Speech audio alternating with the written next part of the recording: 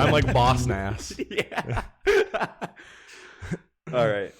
Welcome to the show. Joining me today is Griffin. I'm Ryan. Today's topic is digging up the marrow. Well, actually, how I should say is we hope to be the first in a little series that we have going called Low Budget or No Budget. I think that's what we're going to end up calling it, where we take a look at movies where there's either little to no budget at all and we think are really interesting and cool and want to share with you.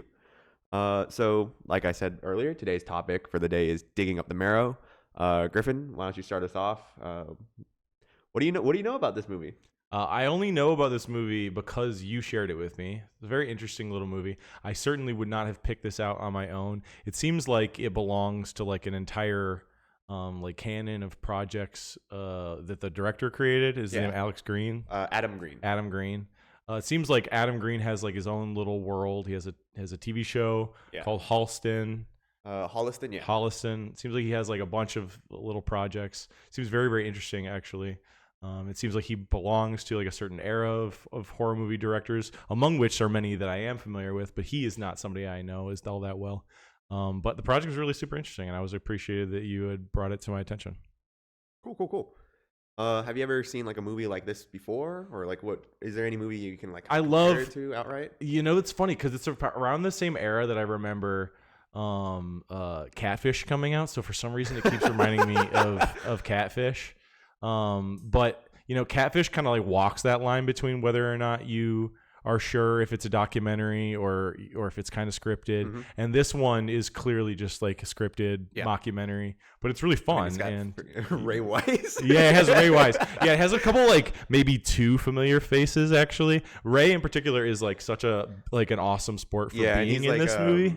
He is one of like the main characters of it. Yeah. I think of the other familiar faces, they're mostly just like cameos. Yes. For the most part. Right. Otis Oderungus. Oderungus. Rest in peace. R.I.P. Yeah, R.I.P. Yeah. I mean, honestly, seeing him, like, because I hadn't thought about him in a minute, which is kind of sad. That was crazy. Yeah, but seeing him there. Yeah. And... From Gwar fan, very famous metal band. They always played shows in Detroit back in the day at Harpo's. I have it written down here. Shock rock kind of stuff. It has nothing to do with like anything. I wrote it off to the side, but Assassin's Creed Black Flag. Probably me like editing will know like exactly what I'm talking about. But there's like a scene like really early on in the movie during the interview montage where they're talking to this one guy, and in the background, because I think it's shot at San Diego Comic-Con. I don't think it's Comic-Con. I think it's a horror convention of some kind. No, so the reason I think some of it is at Comic-Con, okay, and I don't think you're wrong either, that I think a lot of it is actually shot at like a horror convention, like HorrorCon, or maybe like Bloodfest or something like that, like just a bunch of those. You're right. I think some of it might have actually been shot at Comic-Con because that is, I think, San Diego Harbor. Okay. And in the background, there's a pirate ship with the Assassin's Creed Black Flag. Nice. That is hilarious. And you know, it's a very Southern California kind of movie. Like they're definitely like they're shooting it. Like a bunch of sequences take place in a cemetery in Chatsworth. Yes. And they keep talking about like porn production because that's a popular thing to do. I'm so glad you mentioned that because there's a scene in particular. We're jumping all over the place, but there's a scene in particular where they're talking outside, and I was watching when I first watched this. I remember like going to myself. I'm like, I paused it and I went, "Wait a minute, that's Porto's in Glendale." Oh yeah. That's hilarious. Or not Glendale, Burbank. Sorry. Yeah, Burbank, Portos. Yeah, on Magnolia. Yeah, of course. Yeah, I used to work down the street from there. Portos, for those of you who don't live in Southern California, is basically one of the many cults that exist here in Southern California, along the lines of maybe say that. But Portos is just a Cuban bakery, but people's level of dedication to it is similar. It's a similar level of fervor. You could have compared it to like In-N-Out. But In-N-Out's also a cult. You know? They're all cults. But yeah, Ray Wise is kind of hilarious in this movie. I love seeing him. He's always great at playing a crazy guy. The best one in this movie. Yeah, the acting, I'm not going to lie, is not the best. It's not the strongest part of the movie. Especially when you compare it to something like... Actually, I'm going to stop you there. Go ahead. We'll probably pick that up. Okay, sure. We can come back to it. We'll take it from the top. And then, not from like the top, literally. I mean, like the top of our notes. Sure. But let's just introduce the topic so people don't get completely lost in what we're talking about. Sure. Before we get to where we're going. Yeah. So, Digging Up the Marrow is a mockumentary-style indie horror movie that was released in 2014, written and directed, and starring Adam Green, Right. Will Barret, and Ray Weiss. Mm-hmm. Adam Green, who is also known for directing other horror movies like Hatchet in 2006, that it's now a franchise essentially. Right. Hatchet was kind of this homage, love letter to like classic slasher films like right. Friday the 13th and like Halloween and stuff like that. It has what I've seen of it. It looks very much like Leatherfacey, like the main like villain from it is kind of Crowley, yeah. Right. It's like very Leatherfacey. But I actually haven't seen any of the Hatchet movies, to be honest. Sorry, Adam. I like the first one. Okay, I haven't really watched the other ones. They could be great. I have no idea. That's true. But he like has his own little ecosystem through which he's made like a lot of projects, including a television show. So good for him. It seems like he's like doing pretty well. He's been for a while too, because I mean this is like getting to be a pretty old movie, and they were already established by then. So. Another movie he's worked on is Frozen from 2010. Let It Go. Let It Go. Not that one. This one is a psychological horror movie set on a ski lift. I don't know if you've actually seen that one. This is the one that I was like most familiar with in terms of his previous work. Okay. Before watching Digging Up the Marrow, or like even discovering that he had a TV show or whatever. Mm-hmm. I really liked Frozen. It's literally just the two guys, one girl. I think one of them is like a couple or whatever. Okay. They go on a ski vacation and they get stuck on a ski lift, and then like a blizzard hits and stuff like that, and one of them decides, okay, we gotta like jump down, or we gotta like climb the ropes or something. Yeah, but those things are like razor wire. Like those things are razor sharp. So I think what happens is maybe he like cuts or slips or something like that, and then like falls and breaks his legs, and then a pack of wolves show up. Like it's crazy. Oh, okay. Like this movie's like. I do like little things like Frozen. that though, where you have to ask people to do those kinds of things. I think that's an element of horror that maybe it's actually undervalued. Yeah, there's a movie that's not actually a horror movie, but to me it's kind of terrifying. There's a movie called Gary, which just like stars like Matt Damon and Casey Affleck, and they get stuck in the desert. And one of them tries to climb up a giant rock to like see if they can like find their way out of it. And then one of them sounds so familiar. But like I can't like. It's directed. It's directed by the the guy who directed Go Will Hunting. It's but yeah, there's a part where somebody has to like try and decide if they're gonna like jump off a giant cliff. Oh my! And it's to me terrifying. I don't know.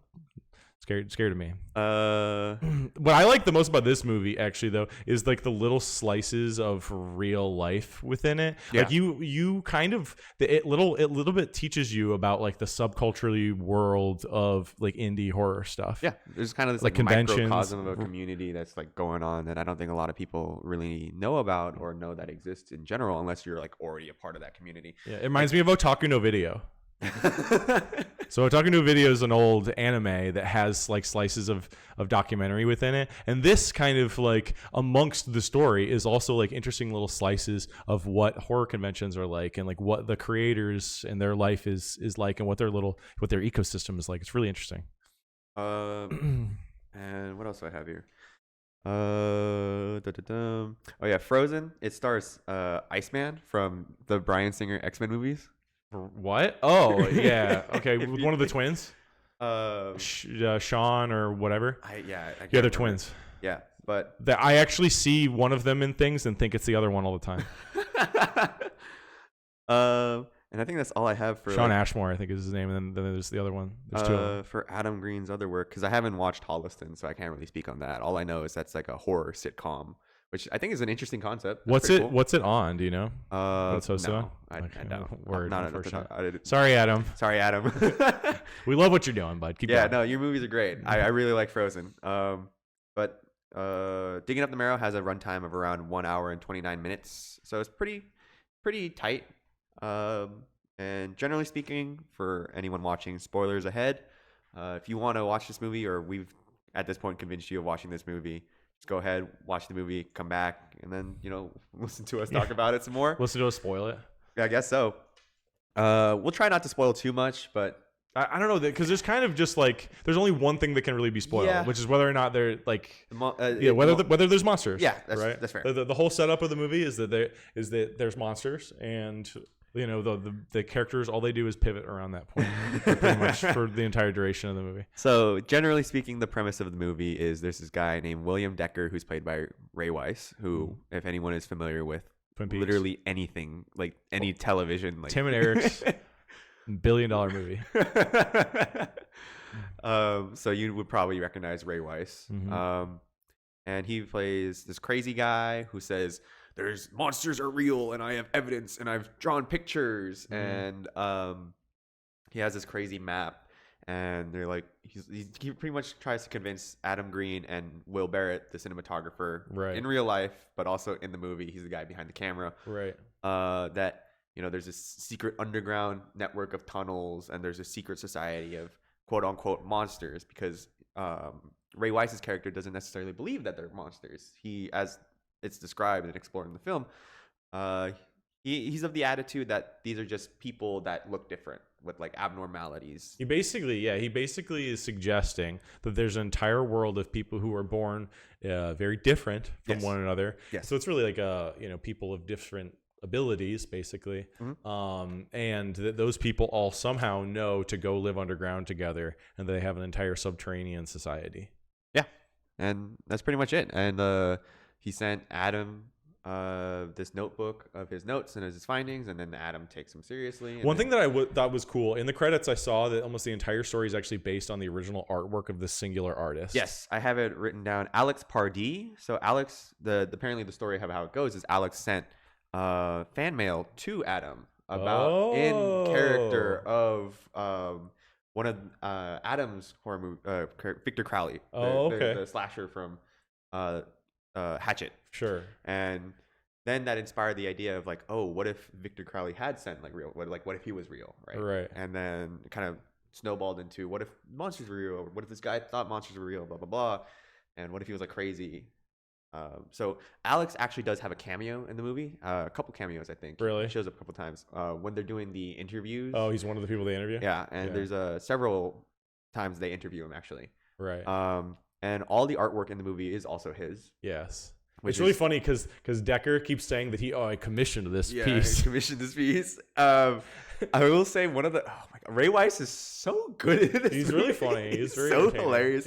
I have it written down that, although his motivations are totally confusing by the end of the movie. So I will be happy to like explore and like talk about that with you when we get there. But I just want to talk about, I think, Will Decker's whole like naming conventions. Like this was Little Bigfoot. You're just like, okay, like Frog and Toad or something. Like each or like Two Frog. You're like, what, dude? One of them's name is Vance. Yeah. It's like, well, why is he named Vance? It's like, I just thought he would be named Vance. I just like that name, I think. It's a Little Bigfoot. Why is a Little Bigfoot? It's like, what if his name was like something like Derringer? You want to name him? He gets so defensive so quickly. He's incredibly defensive in general, which is definitely some of the humor of the movie, is how quickly he gets angry. Like his little like kind of freakiness or like little craziness, because he is crazy. He's definitely crazy, but also not totally crazy. Maybe, I don't know. I mean, it definitely seems like by the end of the movie, we're into spoiler territory here, that he probably did not work for the Boston Police Department. Yeah, like his backstory is his backstory is made up, like total bullshit. Yeah, it's bullshit. Because also when you watch the film like forwards and backwards, like for a second time, you can just you pick up on his lies like really easily. Like he's just lying all the time, and you can just rewind it on the first time where and he's just gaslighting these guys. Yeah, pretty much. I told you this. Yeah.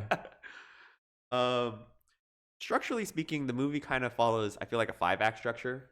The opening montage to the interview, the opening montage and interviews to like the first interview they have with Ray Weiss's character, Will Decker, to like the first piece of evidence that's like a solid like 1 act. Because then they have the first piece of evidence and they think like they have it all figured out, so they're running around and people are like, oh, is this what you're working on? Like, can we get back on to some real work? It is pretty funny how little other people are interested in it. Like how little they care. Yeah, they like show people this stuff and everyone just thinks because they're already making horror stuff that this is just a part of their new project, and just they don't entertain them like at all in their excitement. Right, and then like there's a scene where one of the guys that they're talking to is, I can't remember his name. I feel bad, but he's the physical actor behind Victor Crowley from like Hatchet and stuff like Right. that. They bring him in, And then they show they him show him the footage, and he's like, "Oh, is this what you guys are working on?" So uninterested, so excited. uninterested, unimpressed. He's like, "Is this found footage?" That's very original, guy. Yeah. He's essentially just kind of roasting them. Yeah, he does kind of roast them a little bit. Their editor doesn't seem particularly excited about either. Like, honestly, Adam's the only person who's really that excited. Yeah. Even the cinematographer at multiple junctures asks if they want to continue what they're doing. And there's actually a point at which when they go to Boston and they get less than like a 5-minute interview with the one police guy. Right. And even at that point, I'm like, why are we still Why are doing you this? in Boston? Did you just waste this much? And then like, There's no way they actually shot Yeah. that in Boston, by the way. what's his even in like the movie, the cinematographer Will Barret, which is like, I guess there's two Wills. There's William Decker and Will Barret. Oh, but yeah, true. Will is the one who's paying for the cameras. It's like his cameras that get stolen essentially, and then he's like, I was just in Boston like last weekend and now I have to go back. Which I think is just a setup for a really, really solid joke towards the end where Adam is confronting Ray Weiss and he's like, you wasted so much of my time, and he's about to say my money, but then he stops and he says his money. Yeah. And yeah, then like the second act kind of rounds off with people just making fun of them, and I don't think the third act really starts until the second piece of evidence and like the Decker freak out and stuff like that. I think the second piece of evidence is when, what is it, that like kind of zebra or rainbow stripe person kind of comes out, and then one of the cameras goes missing for the first time or whatever. It's very like, but then they find footage of Decker removing the cameras. Yeah, and that, honestly, I'm not gonna lie, around the middle of the film, it starts to drag a little bit. It's not just drag, but like loses focus a little bit, and I think that's kind of. I think that it feels like the movie was made improvisationally, which is cool. Right, which brings me to actually a fun fact that I didn't really get to is this was shot over the course of 4 years. Really? Yeah, this movie was shot from 2010 to 2014. Wow. Yeah, which I think it does feel like extra credit though. Makes so a lot of get sense. That, yeah. Yeah. And for a 4-year long shoot where they're just doing this on their spare time, this is a really well crafted kind of thing. That's crazy though. Do they really have Ray Wise like available to them, like in I don't think they had little him bits for 4 years like straight. I think they just got as much as they could, and maybe like the time that they did couple years of shooting with real character work, and then it took them that long to finish. Yeah. But that's just speculation on my part. No, that kind of makes sense. I can definitely imagine this project in particular being something that they're doing extracurricularly in the middle of like all their other projects, all the other things they owe to people, other things that they need to be making, and they make this a little bit when they have time. And it probably spent a bunch of time like in post being finished, right? Especially because there are a couple special effects sequences that they were probably having like people do pro bono, basically. Yeah, or just like if they're just in the office anyways. Yeah. Come in here, shoot it, we'll tax write off or whatever. The fourth act, that starts like with doubting Decker's story. They confront him outside of Porto's, had that little interview, and then they finally vet his background, which is part of something that kind of like threw me off. First time watching it, I let it go on repeat watches and stuff like that. But it's mostly like they really didn't vet this guy at all before meeting with him for the first time. They seem so disappointed too when they find out that so some like maybe 2/3 of the way into the movie they find out that Decker has been talking to literally every single person. Yeah, every person in the entire indie like horror movie community, every director. He's approached everybody, and they feel betrayed by that. They feel very picked over. They're like, oh, I thought we were special. You get some pretty cool cameos during that scene too, which we can talk about in a little bit later. But I'm a big Toxic Avenger fan, so. And like the final act 5 is just final confrontation of Decker. They're like, oh, you lied to us, blah blah blah, and then they go to the Marrow, or the Hole, essentially. He calls it the Marrow, which is a cool name, honestly. That's like a really neat name for like the underground society. Well, it's funny because it also has another name at the end. What's the other name? When they have, so another spoiler. So Ray Wise's character is in like a cage at the end of the movie, and they're telling him to tell everyone not to come there and not to bother them. And he's saying it's not real, and he doesn't call it the Marrow. He calls it something else. Can't remember what he calls it, but it's like whatever they call it. He tells them to call it whatever they call it, and he tells them not to to come there basically. And he's like naked, captured like in a cage. It's kind of honestly, it's just Ray Rice just freaking out, getting to just like do what he wants. Yeah, it's him doing his thing. Sure. It's in his wheelhouse. And I honestly, speaking of like the cage and stuff like that, that's like a really fun ending in my opinion. I really like the ending.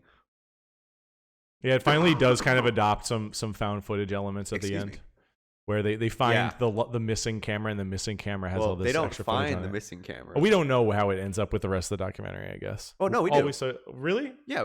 Okay, how does it end up with? Oh, so what happens is we get the Ray Weiss clip, right? Where he's in the cage and stuff like that. And then the camera cuts. And then it turns back on again. And we're leaving a sewer drain. And like a manhole cover opens up, I think.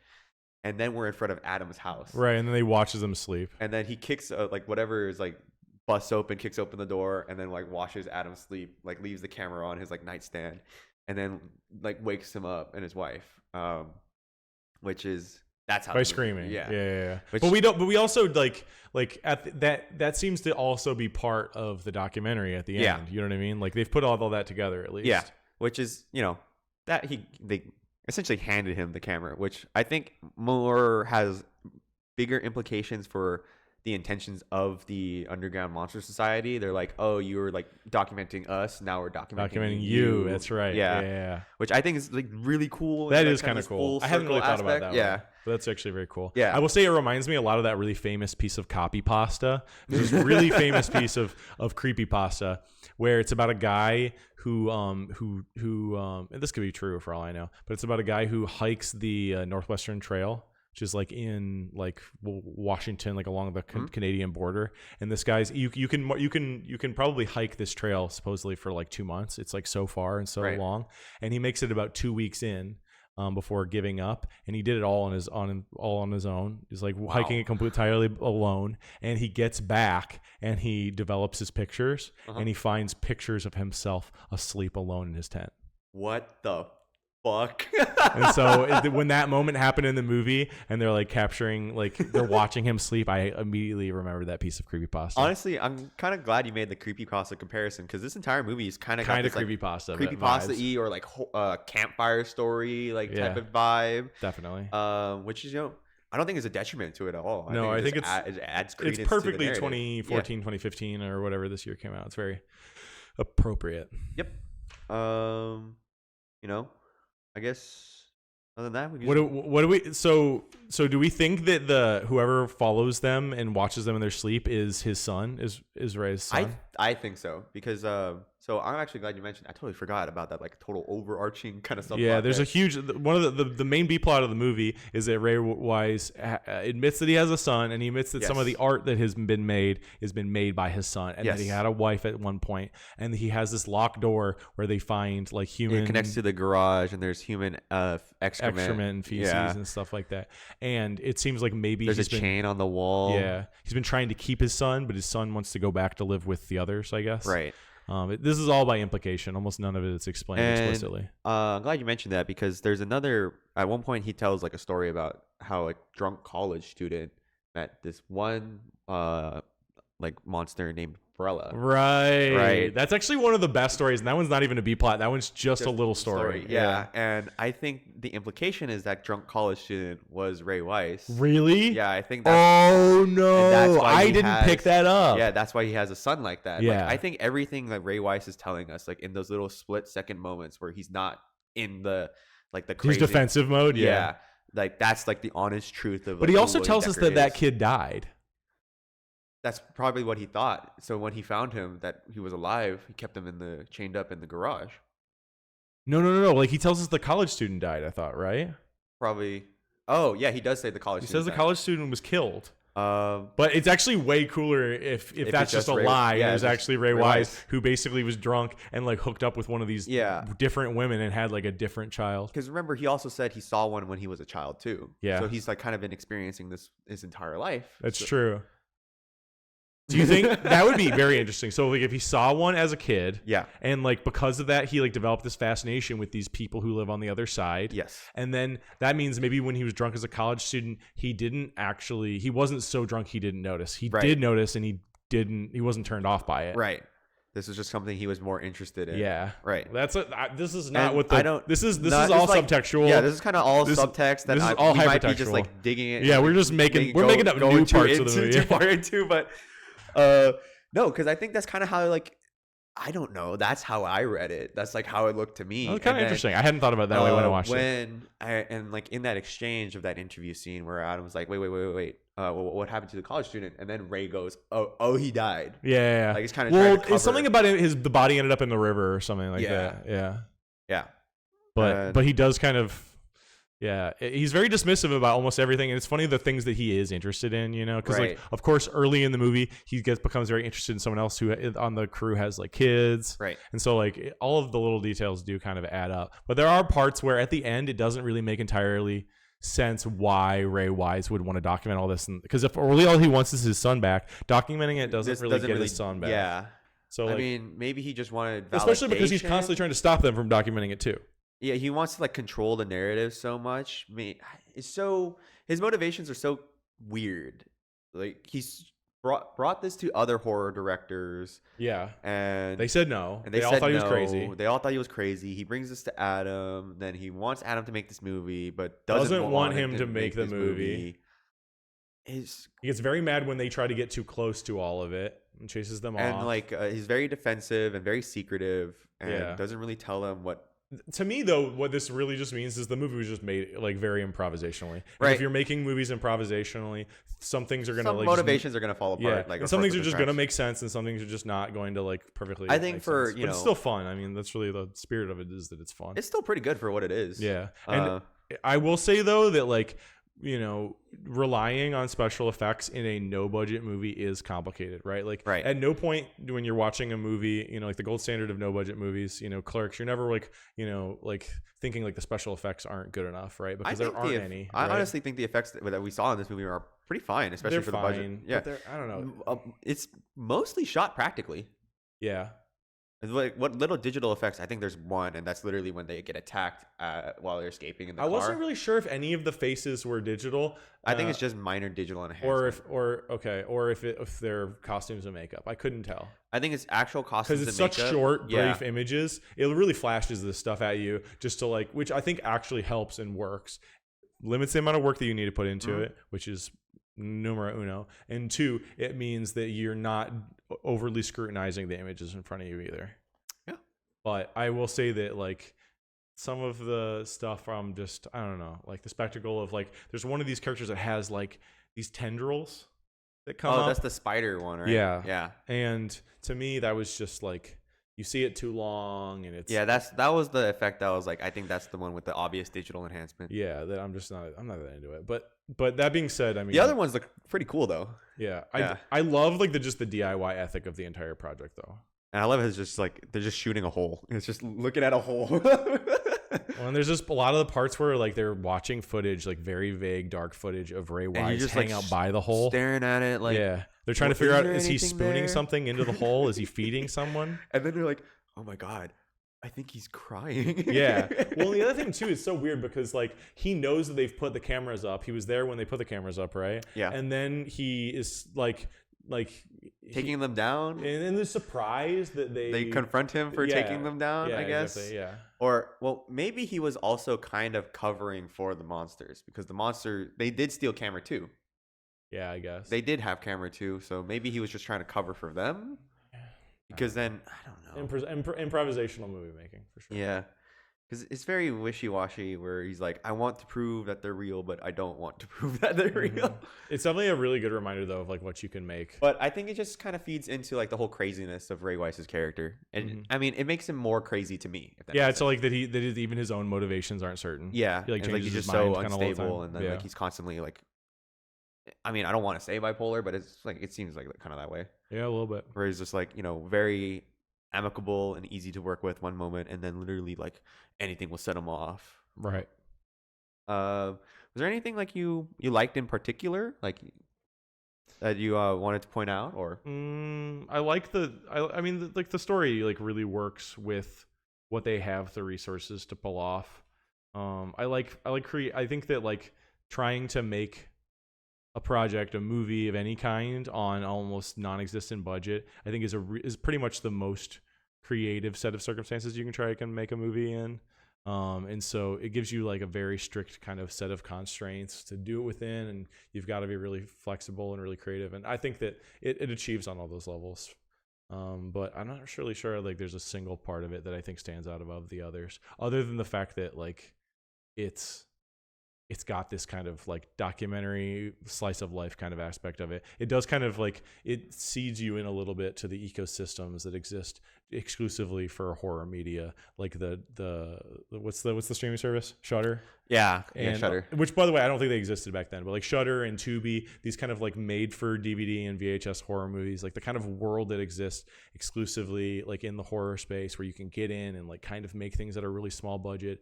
And like talent can really kind of like rise to the top.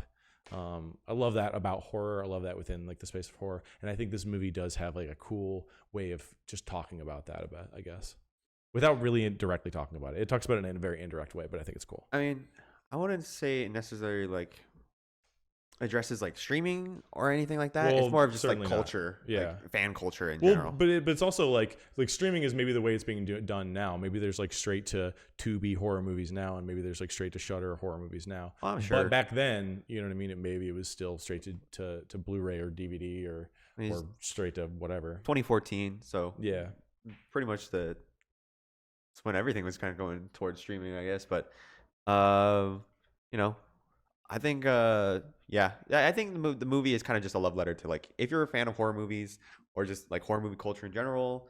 There's a lot of cameos in there that you will probably just be able to like, oh my god, I know who that guy is, like Tony Todd. Yeah, he's one of like the really early just like interview cameos that you get. Was so cool too. Tony Todd's was really cool. Yeah, and then you have Tom Holland, a Tom Holland cameo. Not that Tom Holland, the other Tom Holland, the director writer Tom Holland. I don't know if you've seen this movie called Fright Night. I actually have not seen Fright Night. Oh my god, it's so good. I love Fright Night. I actually really like Fright Night and the remake starring is Colin Firth? Colin Farrell? Colin Farrell's in Fright Night. The remake. Who's the guy who played the Penguin in Batman? Which one? Which Penguin? Danny DeVito? No, Colin Farrell. Okay, Colin Farrell. Then. Yeah, Colin Farrell played the most recent Penguin. Okay, so Colin Farrell plays the vampire in the Fright Night remake. Oh, okay. But Tom Holland is the director of the original Fright Night. Okay. Tom Holland also, I think, either wrote or directed Child's Play. Okay, awesome. Yeah. And then there's in that same like kind of scene with the Tom Holland cameo, you have Mick Garris, who is the director of Sleepwalkers. Okay. Yeah, Mick Garris, I think, did a lot of Stephen King stuff in like the 90s. Nice. Critters 2, which is like it's kind of like I feel like Critters 2 has like the same kind of reputation as like Troll 2, but you only know about Critters 2 if you're like into horror movies, if that makes sense. Yeah, Trolls 2, like they're eating him, now they're gonna eat me is a crossover for sure. Not Trolls 2. Troll 2. Trolls 2 is that other animated feature. Troll 2 is a sequel to Troll that isn't. It's not actually though. Yeah, but the really famous line, they're eating him, then they're gonna eat me. Oh my god. And then iconic. I don't know why I just thought of the one corn on the cob popcorn scene from that movie. I don't know if you know what I'm talking about. Where I actually haven't seen Trolls 2. I'm a total not Trolls poser. 2. Troll 2. Sorry, Troll 2. I haven't seen Troll 2. I'm a poser. Oh my god, dude. That's crazy. Yeah, I'm such a poser. Actually, I caught it like on Sci-Fi when I was like 12 years old. It was a double feature. Nice. So they played Troll 2 and then they showed the documentary. Oh, nice. Yeah, okay. Of like what this movie's about. And yeah, that's awesome. But I think, how do we get on Troll 2? Oh yeah, Mick Garris. So Mick Garris also directed The Shining. Mm-hmm. Not that one, the made-for-TV movie. Okay. That is more approved by Stephen King, if I remember correctly. Well, I do remember that it's a miniseries. Yes. The miniseries, and the miniseries does cover more of the story. Yes, it's a much more accurate adaptation of the book. Right. I've seen them both pretty good. Yeah. I mean, but I will say something about TV always freaked me out more as a kid than movies did. I don't know why. I think it's kind of the lack of budget. Yes, is freakier for me. Prevents you from establishing a separation from reality and fiction. Right. If that makes sense. Which definitely when I was a kid, that's how I felt for sure. Like scary stuff on TV. Like for some reason, like beyond belief fact of fiction would like freak me out more as a kid than like Alien. Right. No, like I totally get what you're saying because like growing up. Like, Jonathan Frakes just like talking like eerily would like send me to bed with like fucking terrors. Like I would be like, just like, what do you think happened to them? Like, I don't know what happened to them. Oh, have you heard of a show called Lost Tapes? No. Okay, so I guess it scary? Yeah, no, not really. This is like right after like the found footage boom in like the early 2000s. Okay. I think it was like either on Animal Planet or Discovery Channel or something like that. Okay. But it kind of hit me at like the perfect age where I was like discovering like for myself like media and stuff like that. Yeah, of course. And was still like early on in discerning, you know, what is real and what is not. And just because it looks so cheap and so like just so cheap. Like cheap stuff freaked me out as a kid. Cheap stuff really freaked me out. Everything that either titillated or terrified me as a child, I watched on UPN on Sunday afternoons after church. Yeah. So it would be like low budget, like movies like Lorenzo Lamas or who's the guy from The Highlander? Oh my God, he plays Raiden in Mortal Kombat. Yeah, totally. Oh my God. And he also plays Tarzan. Yes, in Lord I of know Greystoke. who you're talking about. Oh my God. But I'd watch all these like low budget movies with him in it. Christopher Lambert. Lambert. Yeah, he's a Frenchman. He's French. Yeah, he's French. But anyway, so he had this movie called Fortress, and Fortress fucking terrified me. Fortress is like the scariest thing I've ever seen as a kid. Like it's about like a future prison, and it's about like people trying to break out of the future prison. Everything about that, like I couldn't stop watching because I was like so terrified, and I had like horrible nightmares for like 3 weeks after watching that movie. And this is my Sunday afternoon experience. Like you have to go to school week. The next day. Yeah, no, I did without any sleep because there was a terrifying Christopher Lambert, low budget Christopher Lambert movie on. UPN ruled though. That was the best. It was always horror movies on Sundays. Love Christopher Lambert and B movies and horror movies.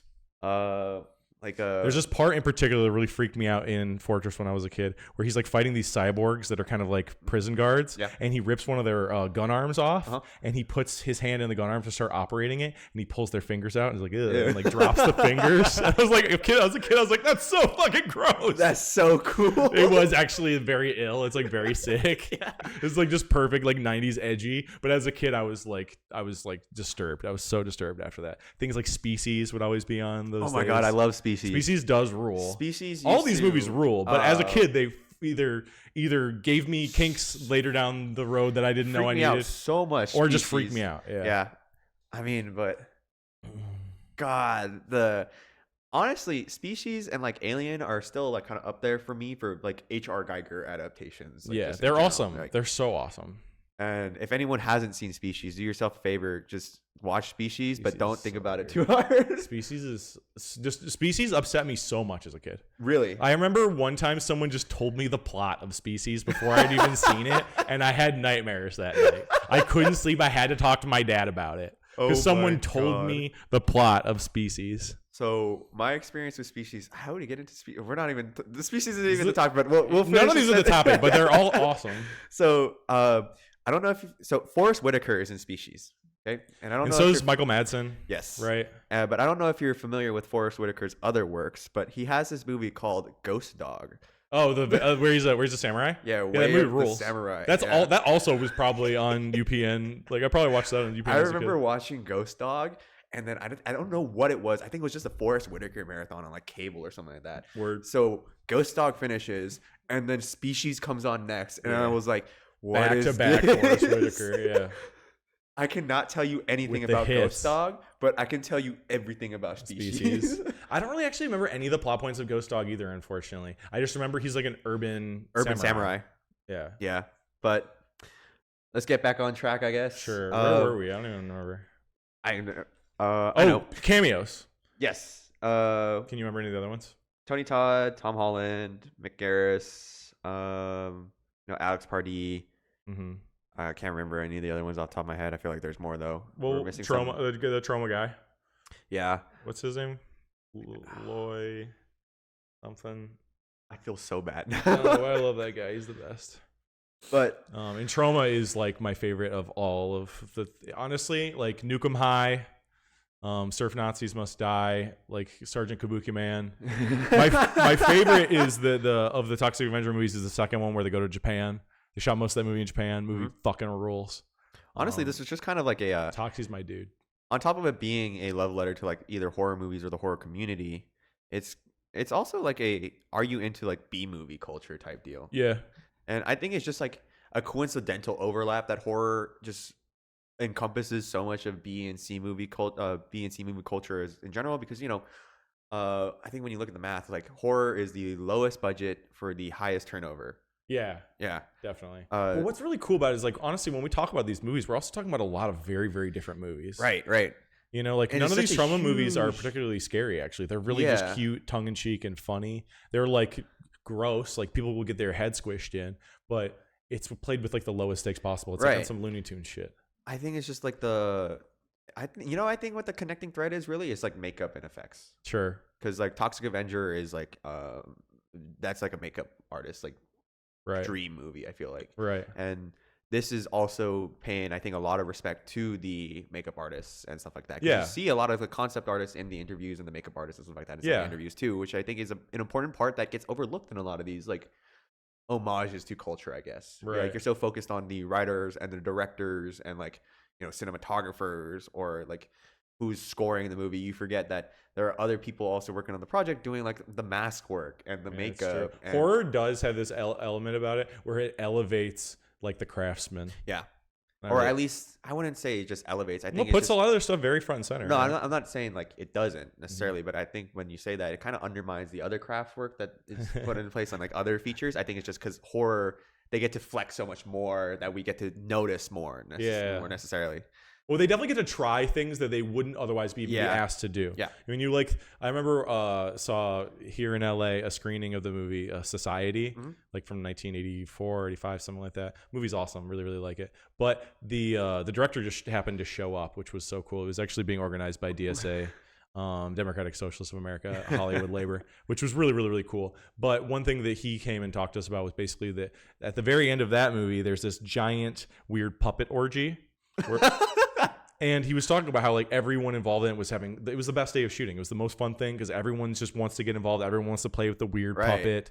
And it was something that no one on set was ever going to get to be able to do again.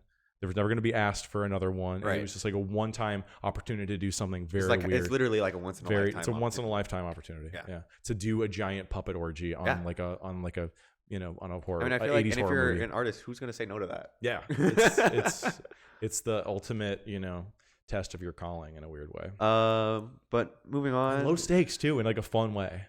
It's a lot of room for creativity. Yeah, it's like how weird can you make? Yeah, this? How weird can we make this? Yeah. But I guess moving on to the next point then would be: were there any aspects, points, things in the movie that you didn't really vibe with? Things didn't really gel too much, things you didn't really like that still stick out that you want to, like, kind of get off your chest right now? I guess I will say that even compared to, like, other kind of mockumentary or borderline documentary movies, it's not as believable as and maybe that's part of, like, what's fun about it, and maybe that's what they were going for, but the acting's not great. Yeah, Ray Weiss is kind of acting circles around, like, literally everyone. And I don't think that's, like, you can really blame most of them. None of the rest of the people are actors. He's the only actor in the movie. Adam Green and Will. I mean, Will's not an actor. Will's a cinematographer. Exactly. None of them are. I'm trying to, like, genuinely think of, like, who the other actors are. Like, Tony Todd, I guess. Yeah. But he's not acting. He's not acting in the sequence that he's himself. in. Yeah, he's just being himself. I guess the guy who plays Crowley. Oh yeah, Victor Crowley. Yeah. He's not really, and he's not really acting either. He's not really acting. None of him is really acting. And I will say that, like, because of that, it doesn't, Like there's this one sequence at the beginning where they're having this, he's on the phone with his wife and the conversation is so rote that it's just like so obviously like a scripted conversation, but it's scripted to not sound like a scripted. It's like not really landing. And I would say that's the movie's weakest point is that the acting is not good. Yeah, I would definitely agree. I mean, also it's kind of hard, shooting over 4 years to keep acting and stuff like that consistent. It's honestly an incredible endurance test that they finished a movie. Yeah, they got it done. And exactly. It was honestly this good for how long of a process and how low of a budget. And honestly, it just seems, because I don't know if you noticed this, but this was something that once I noticed, it just kind of bothers me. But during the interviews between Ray Wise and Adam Green, I don't think they're in the same room together. That's actually probably true. Yeah, I think like Ray Wise shot a lot of his interview scenes by himself, like on a set, like maybe with the crew when they had spare time or whatever. Yeah. And then Adam, when he had another spare time or some extra spare time, I couldn't tell though if that was just an issue with lighting or if that was so the lighting is what kind of gave it away for me, and then the whole reverse shot composition that was going on between like cut to Ray Wise talking and cut to Adam reacting, and then like it's clearly just like not a conversation that they're having. Well, what's funny is the movie tries to play with that a little bit. Like there's this part where they pull up in the car and get out of the car, and he's like, "Hey, will you guys pull up again in the car so I can catch you guys pulling up in the car?" Right. So they play a little bit with like the staged aspects of it. Yeah. And the staginess of which is cool and smart, but then it's just not like 100% effective. Right. It is especially funny though, because I will say I've worked in the world of unscripted, and so how many times we'll have to be like, "Can you guys have that conversation over?" Like 3 or 4 times. You know what I mean? Yeah. To the point at which that's not it can't even possibly be an original organic conversation. Yeah, it's anymore. Scripted at this point. Another thing that I don't really have a problem, but I know this is something that I've heard other people kind of complain about is the amount of plugging that Adam does for his other projects. Like and like every scene, like there's at least like someone's mentioning like Holliston. Yeah, how much the movie Hatchet or like Hatchet 2 or it's the a Hatchet commercial franchise. for the Adam Green expanded universe. Like he's wearing a shirt with his stuff on it, or they show people with tattoos of his stuff. Or and like in the background, like it'll be like a big sign of whatever, or like Frozen sign. It's kind of funny though, because maybe that's what it takes to like make a free movie. You know, you have to like plug in your stuff. You got to plug your stuff. You got to make it like there a reason to you do it. It makes sense too, especially like in the case where I think the meeting with the scene where they meet with his producer. I think that was his actual producer, and it's pretty funny. Yeah, she's like, please work on your actual job. Like we have a show to run. He's like, no, this is so cool. We're gonna do something. And she's like, okay, but did you finish writing the new season? Yeah. He's like, new season. I'll get to it. Yeah. But yeah, I mean, I didn't necessarily have a problem with it, but once I feel like someone who does, or that would be like an issue for someone, like the moment you pointed out, it's just gonna be everywhere. And it's the movies like this do require you to get very creative though, and that means cutting corners. The only kind of like things that I thought was like, okay, that's a little cheesy, was when they made the referential humor to his own work, if that makes sense. Yeah, which ones do you think of? Like Will goes, "Oh, haven't you seen Hatchet 2?" And then like Adam looks back at him like, "Dude, shut up." Yeah. Or I think Adam is a testament to how much of the movie talks about their other work. Yeah. It's a lot. It's actually a lot. And I hadn't really thought about that as much. So it's pretty covert advertising there, because I didn't realize I was watching a Adam Green commercial until you pointed it out. No, once it's like kind of brought to your attention, it's not something you can necessarily ignore anymore. Again, I don't necessarily have a problem with it. Like, I'm all for it, dude. Like, this is your shit. Like, you made that. Be proud of it. Show it off. Yeah. But I can definitely see like why other people will complain of like how like self-indulgent it could be, if that makes sense. Again, I get it. At the same time, I get it. Yeah. Another thing is like Adam, his portrayal of his character is also kind of interesting, because like he puts himself off as like, oh, I want to respect the monsters, I want to show them the truth, blah blah blah blah. But the moment he's alone at the Marrow with Will, he just acts like a total jackass the first opportunity he gets. Like he yells into the hole, like pranks Will or whatever, and then they immediately get attacked, which I think is just how convenient, I guess. Yeah, but that's also like that goes back to like the just like the nightmare logic of horror movies in general. Yeah. Which is you always have to watch people do something you wouldn't do, or it's the wrong thing. It's kind of like there's something about horror movies where it always has to have that like, the harder you run, like the slower your legs move, the more they're stuck to the floor. Right. Which also brings me to like kind of adjacent point where once they get to the car, they just stall and they don't drive off. Well, he doesn't even want to. He's like trying to capture it. I don't even think that's get in the Adam, car. Get in the car. Capturing it's Will. Will, which is like Will doesn't want to. Will, what are you doing? You said you didn't want to like do this in the first place. Yeah, but now when he sees it, he's all excited again. And it just kind of felt a bit contrived, especially like at a climactic point like that. Sure. Which I think is one caveat of indie filmmaking on a shoestring budget in their free time while they're working on other projects over the course of 4 years. Again, it's one of those things where it's like it kind of falls through the cracks a little bit, but overall I think it still holds together. But yeah, other than that, I don't think I have like a whole lot of other complaints. I guess like reiterations of the movie kind of loses focus in the middle section a little bit. And there's it's probably about 10 minutes longer than it even needs to be. There's constantly it's already scenes, not that long though, so right. But there's constantly scenes where like other characters are telling Adam that he needs to refocus on what he's working on or reconsider. There's a lot of repetitive like scenes refocus, and it's establishing that. And I would get that. I don't know if this is like intentional or this is just again me reading into it. If the intention was to do that as a highlight of the scrambled nature of Adam being involved in like his regular work life because being involved in the side project and the scrambled nature or the lack of focus within the project itself is kind of paralleling that like narrative that's going on in the background, but I don't think it was necessarily intentional. I think that's just kind of a thing that happened. They were just trying to figure out what's the natural like attitude to have about someone who they were doing this. They're trying to make it kind of feel real lifelike, right? It's a little repetitive, but are there any final thoughts that you had on the movie? Just that I like these kinds of movies, and that I hope that these movies, and I think they have maybe the potential to show people what they could do with very limited resources, and like inspire people to try and make their own no budget movies. And yeah, I'm totally down with that. I love that. It's like a reminder that like there's exciting stories that you can tell without needing like $1 billion. Right. Would you recommend this to anyone or? Sure. Yeah, horror movie aficionados for sure.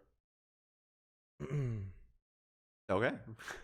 What about you? I mean, you suggested it to me, so clearly the answer is yes. I mean, I like the movie. I like Adam's other work. I mean, I haven't seen all of the Hatchet movies. I've only seen the first one, but I really liked Frozen. I thought it was a really interesting concept. It's kind of like a more horror 127 hours, if that makes sense. Right. Kind of in that.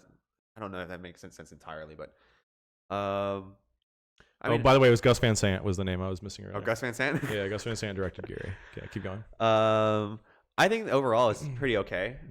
Once you consider like the time it took to make it, how low of a budget it clearly does have and stuff like that, and like the circumstances around the production, I think it's a lot better once you can put those into consideration.